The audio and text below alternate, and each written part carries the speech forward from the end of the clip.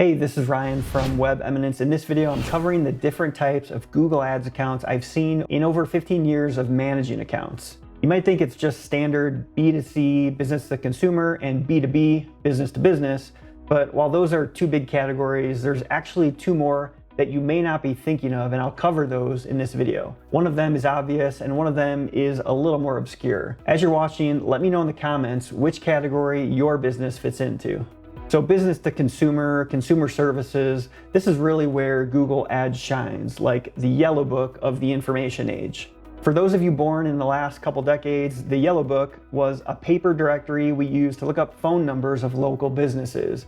It went out of print about 10 years ago, but you may find these relics at your grandparents' house if you snoop around their kitchen a little bit. Now, consumers obviously search Google for all types of services like plumbers, lawyers, counseling, medical, realtors, and pretty much any service you can think of. When we run advertising campaigns in Google Ads for these services, we're generally generating leads in the form of phone calls and form submissions. We can then easily track conversions in Google Ads with a little bit of setup on the website. I've done a bunch of videos on conversion tracking you can check out. The typical cost per lead for generating leads for consumer services, in my experience, is in the range of $30 to $60 with Google Ads. Before we get into B2B, the other big B2C category is e-commerce. E-commerce is obviously huge in Google Ads since millions of people are searching Google for products to purchase and finding the results in the form of the shopping listings in the Google search results. You can get your products showing in these listings with paid ads in Google using shopping campaigns or a newer campaign type called Performance Max that was released sometime in 2022.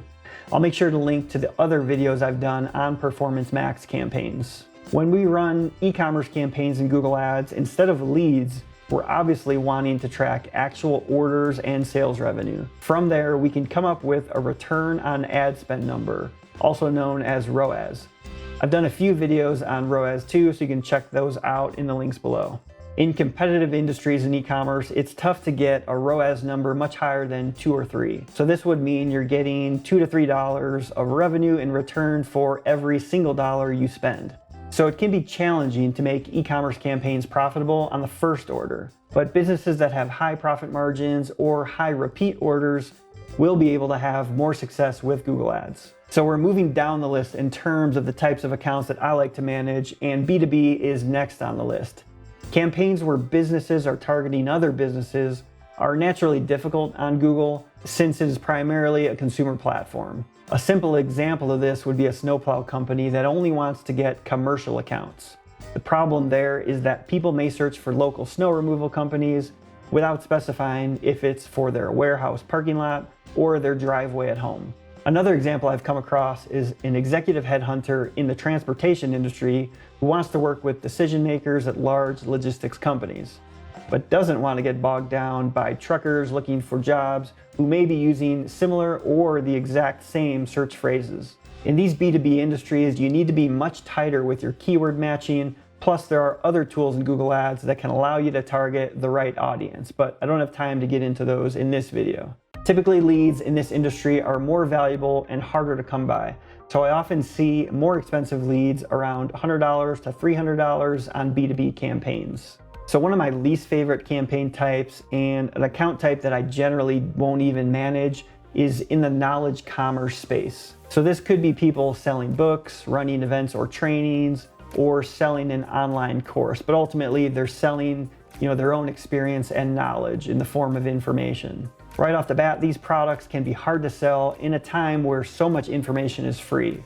It's especially hard when your ad in Google is the first touch with a prospective buyer and they've never seen you before. So I think these types of businesses are better off reaching people with free videos on YouTube or some other type of content like a podcast, lead magnet, social posts, or blog posts. Then once a visitor is familiar with the person's material, they're primed to move through a sales funnel and eventually purchase a product.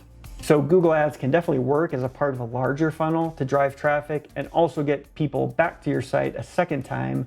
But when knowledge commerce sellers try to start from scratch with Google campaigns on a small budget, it's usually not enough to move the needle. So there you go, the 4 types of Google Ads accounts I most often see.